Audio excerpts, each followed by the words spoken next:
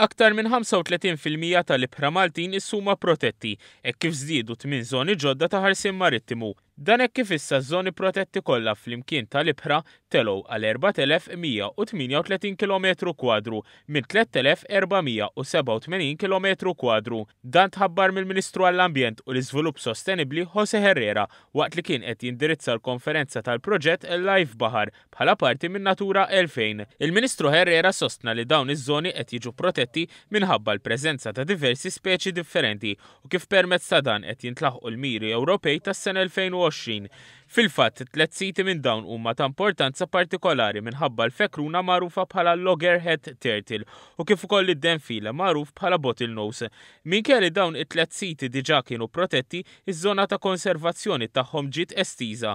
Fil-proċess sabiex dawn iż-żoni ġew protetti inġabret l-informazzjoni meħtieġa bilan li din titfadaw ġdid fuq l-ibħra ta' madwarna, anke sabiex dan jiġi preservat għal ġenerazzjonijiet futuri.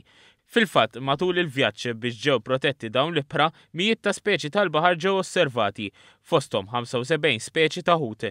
Il-Ministru Herrera qal kif 80% tal-ħmiġ fl-ibħra ġej minn fuq l-art kawża ta' rimi illegali u anke minħabba l-maltemp li ġordan il-ħmiġ fil-baħar.